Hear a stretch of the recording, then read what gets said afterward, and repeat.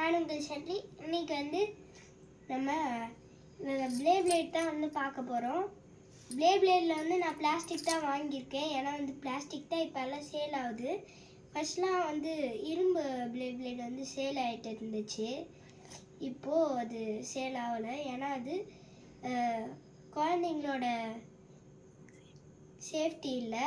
அது வந்து இந்த மாதிரி இருக்குல்ல, இதெல்லாம் வந்து ஷார்ப்பாக இருக்கும். அதில் அது மட்டும் இல்லாமல் அது ஸ்பின் ஆச்சுன்னா அதுக்கப்புறம் குழந்தைங்க மேலே அடித்து ரொம்ப இதுவாகிடும், பிரச்சனை ஆகிடும். அதனால் வந்து அது சேஃப் இல்லைன்றதுக்காக இப்போ அதெல்லாம் சேல் பண்ணுறது ஸ்டாப் பண்ணிவிட்டு பிளாஸ்டிக் இது பண்ணியிருக்காங்க, லான்ச் பண்ணியிருக்காங்க.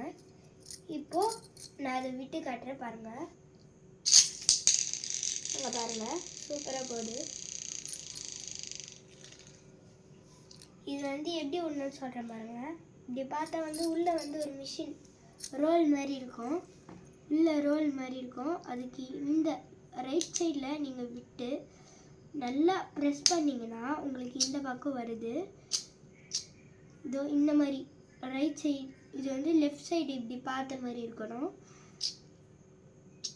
நெக்ஸ்ட்டு நீங்கள் இப்படி வச்சு இங்கே பாருங்கள், சூப்பராக சுற்றிட்டு இருக்குது.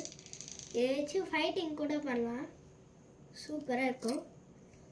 இங்கே பாருங்கள், மேலே வந்து தனி டிசைனே தெரியுது.